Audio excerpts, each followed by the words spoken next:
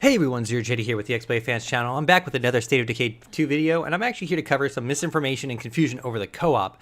Cain here was polite enough to let me use his world as an example. First off, if you want to get into co-op, you hit up on the on your D-pad, and it'll bring up the either volunteer or ask for help, and that will begin the search. If you're volunteering, it'll look for a game and then notify you that you can go to that game, and then it'll load in. If you want to join a friend, they can just invite you. Either way, you'll get an achievement. Anyway, so Cain has picked the valley as his starting area. Since I'm a visitor, I actually do not have access to my own base. I, however, can switch my people like normal, go to them and what I want. So first off, when you are in another person's world, you cannot grief them. Undead Labs has taken a great care to make sure that you cannot openly harass or harm someone else's game. If you shoot them or if you hit them with a knife or anything, it might jostle them around a bit. Throwing Molotovs at them won't damage them or any of that kind of stuff. So they have taken care to make sure that no, you cannot go into other people's games and do bad stuff to them. While in another person's game, you will still get influence. Any items that you pick up, say ammo or any kind of stuff, you can keep. You will also be able to drop stuff on the ground for your co-op friend to pick up and use, and they can do the same for you. So if someone has a large amount of ammo that you need, they can drop it and you can take your leave. However, you will not be able to get rucksacks of items. Those items will actually stay with the host, but you will get the influence and perks of turning them in and all that kind of fun stuff. So gonna show you few little things here and there just to make everything clear. For a bed. If we look at the map, you will see a circle here that indicates the tether range from where Cain actually is over there, just spinning around. If you go beyond that, you will be kindly escorted back to that person. As you see here, everyone has their own lootable items. That one indicates that it is his. It has 1 dot. He's player 1. Mine will be have 2 dots, which is right over here. And meaning I can loot them. So he actually has his own 2 to loot there and my own 2 to loot here. So effectively doubling the chances of him able to get goodies. So let's see here. So those items I just picked up will return to my game with me. Everything else still applies. Permadeath is still very much permanent. Anything terrible that happens to my character here will carry over. Damage to my character, fatigue. They will stiff till fatigue normally like your main game. So you got to keep an eye on that. So all that is actually his. So I need to go in here. Another little fun thing is while I'm out here, it'll actually, I believe, while I'm killing zombies, it will reflect on his achievements and all that kind of fun stuff. So that is a nice thing. If I clear out a house, it will stay cleared for him. But it's like they have very, very clearly, carefully planned out how exactly all this stuff will work out. Other than that, the reason that quests don't carry over is, let's say that you have a person in your community that does not actually exist for that other, like, let's say Cain has a quest that for, let's say, like, all right, let's say Samantha has a quest for me, and Cain had come to my game. There's a very good chance that Samantha does not exist for Cain. So the way the quest is laid out is more if it's a kind of events kind of happening ambiently in the world, and it won't always affect me. So actually I'm gonna go and show off that he can actually get goodies from me. So we're gonna return to Mr. Cain. Your skills still go up and all that kind of fun stuff. Go over to him and be like, hey, I got a goodie for you. Hey, I just found this. So that's gonna actually show up as an item on the ground. He can now take it and it is now his. Oh, there you go. He gave me a shot. Absolutely nothing happened to me. And now that item is his.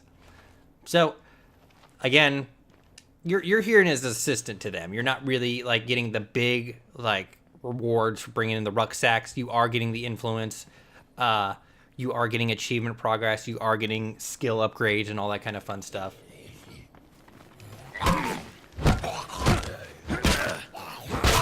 And for the sake of this video, I'm going to actually snatch a car, and we are going to run over to the end and show you exactly what happens when you get to the tether limit, because that was a fairly big deal.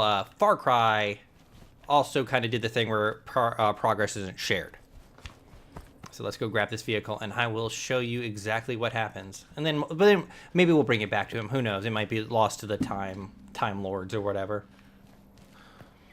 I will say it again that you still need to be careful. Just because you are in someone else's game doesn't mean that you're invulnerable. You very much can be killed. So we're gonna go snatch up this vehicle and drive away and test that tether limit. So let's set it for right over here beyond this, right behind this plague heart, and head on over. Off we go. Make sure to always stay on the roads. It's much safer.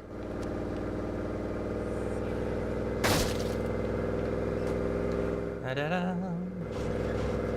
I think that they picked the best way to do the co-op. It was very requested from the first game. They never got it into there.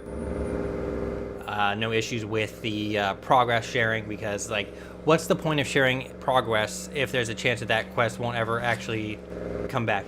So this will come up. Tethering imminent. And it should pop me back to right where he is, and that's a fairly decent way of doing that. Even more points if it actually... Oh, and it even keeps the car, which is great. And it actually dropped me off right next to where he is, so... And there he is. And, of course, you can just go around and do normal co-op, fun kind of stuff. If he goes down, I can help him up, I believe. But that actually is really nice that it'll just pop you right back to where the person is. So let's go track down a rucksack and see if we can't help him out. And I will not keep you too long for this video. I'm still very much enjoying this game. I know that Cain was very much into it. Cain is very much trying to troll me.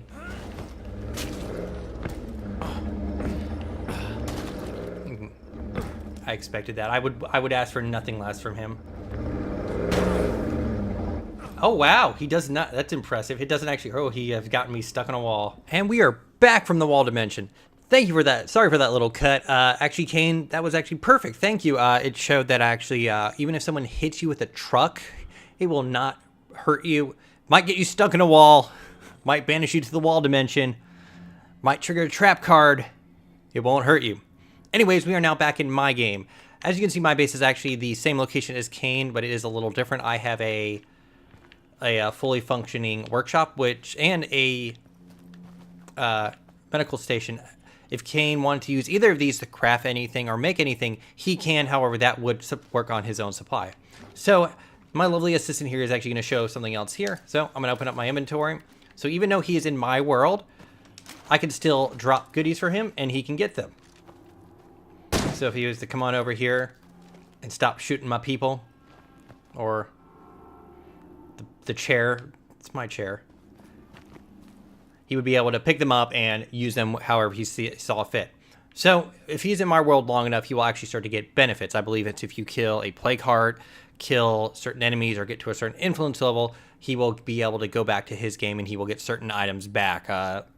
Ammo, meds, I think even weaponry. I don't believe it will actually ever give him rucksacks. It will allow him, though, to build up influence here. Let's say that in his world, like let's say that in his world, he's been like all through this area. Like he's like dug in hard, grabbed everything he could. He's got outposts, but let's say he's not getting the ammo he needs. He's not getting the weapons he needs. He kind of ran out of weapons for like bladed weapons and everything. He can actually come to my world, and that gives him a kind of a second chance to grab stuff and go through all these other places with me. While, of course, giving me help and giving me the benefits of, hey, maybe I can get some extra rucksacks with food, ammo, fuel, building materials, all that other kind of stuff. And as always, it's probably better to have a real-life person instead of an AI person running around being generally useless at sometimes. But he can't do anything in my world that will harm me. So if we go up here, actually, since he's over here, if he actually goes into the locker over there, he will actually be able to see his stuff. He will not have access to my stuff, so he can't actually go in and steal all my stuff at all. but he will get the benefits of my area since he's essentially kind of an intern, let's say, here. So he can use my facilities while he doesn't have access to his own facilities at all.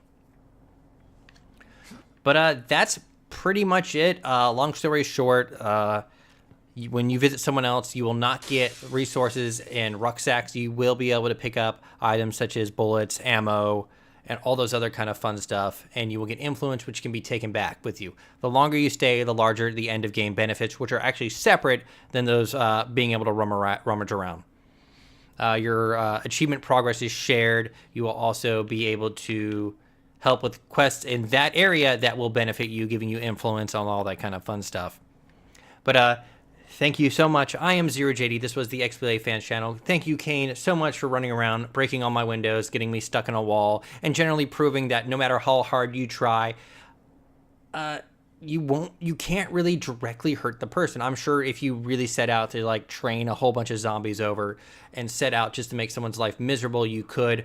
At that point, though, I'm sure that they could be like, oh, hey, I don't want you in my game anymore. Get out. Before we leave, I want to again thank the lovely Cain.